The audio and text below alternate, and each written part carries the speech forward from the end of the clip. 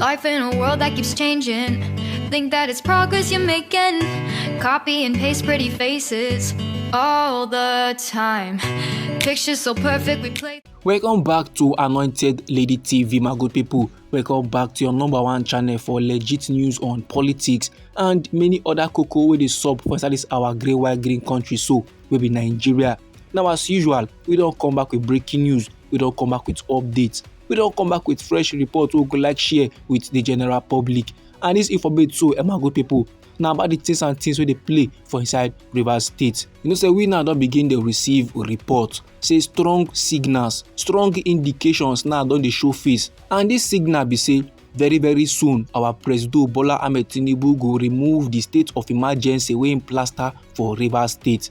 And these developments they happen after the meeting where our President Bola Ahmed Tinubu gets with the political warring parties, where they include the suspended governor Sir Siminalayi Fubara, plus Chief Nyesom Wike will be the Minister of FCT, and all the Rivers State lawmakers may also chop suspension. Now this meeting where our President Bola Ahmed Tinubu hosts, the aim na to foster peace, to restore stability for Rivers State governance structure. But this peace initiative they come with a cost. Reinstating Sir Sim Fubara back to office they come with terms and conditions. And according to information where we gather, we now they find out say one of the conditions be say Sir Sim Fubara will be the suspended governor of Rivers State. He no go seek re-election for inside the year 2027. That is to say, after Sir Sim Fubara don't finish his first year term in office, men now they ban him from contesting for a second term in office. And now, sake of this development too, my good people, the arrangement is very much clear. No second term in office for Sir Sim Fubara. That means he no go get local government control. And the peace wey Chief Nyesom Wike dey find go last return. And that na sake of say another condition for reinstating Sir Sim Fubara back to office na say Chief Nyesom Wike go be granted political leverage. The FCT minister now go by himself nominate all the local government chairperson across the 23 local government areas of Rivers State. And this move, so my good people, it gets the potential, it get the capability, and is very much expected to officially restore grassroots control back to the camp of Chief Nyesom Wike. And our President Bola Ahmed Tinubu don't make am very much clear, say Rivers State cannot afford a prolonged crisis. Now this deal is about restoring calm.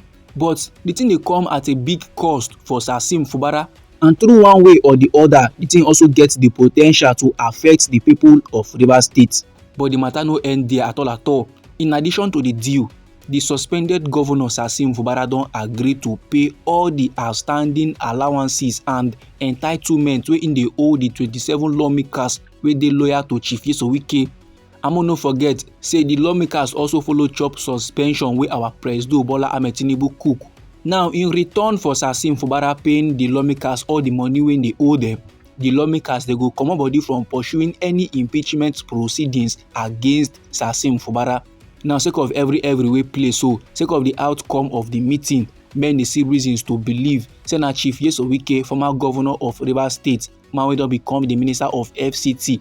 Now be the real winner. Now him benefit and pass by controlling the local government chairman. Him now they get significant influence over Rivers State political machinery. And last, that political machinery go dey very much crucial, go dey very much important when 2027 don't finally reach.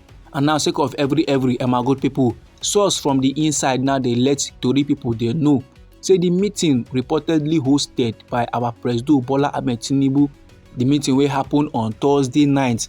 Men don't resolve their differences and they don't agree to work together. They left Aso Rock very much happy. And the source now with the yarn they give to the people the reason.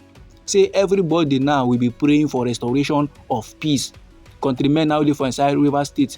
Them now go dey very much happy. Say yes, so they don't finally squash the beef.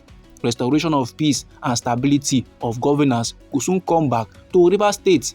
Now, Chief Nyesom Wike, Minister of FCT, don't confirm and say yes, men don't come to an agreement. While the suspended governor Sim Fubara, him don't also express optimism, say the peace deal could hold. But however, my good people, based on the arrangement, countrymen now don't begin to react. Some they yarn negative, some they yarn positive, while some they yarn neutral. Some countrymen now they yarn say Chief Nyesom Wike want to be Tinubu of Rivers State. While some dey yarn say the report better be lie o, the thing better be fallacy because e no nice, e no make sense at all at all. The report no dey reflect the outcome of peace to be restored in Rivers State, and Chief Nyesom Wike plus our President Bola Ahmed Tinubu dey gats stop to be dictators. While some wey never still believe whether the report na legit or not, dem dey yarn say if the report come last be legit, that means democracy don finish for inside we nation Nigeria. While some countrymen dey yarn say politics for inside Rivers State don sour, im dey only pity people of Rivers State, men wey dey remain as slaves and beggars for wetin rightfully belong to them. And some wey never still believe whether the report na legit or not still dey yarn say if e be say last this report na legit, that means Fubara don development because e no suppose to agree to this kind arrangement. Even person wey don kpai sef no go agree to am.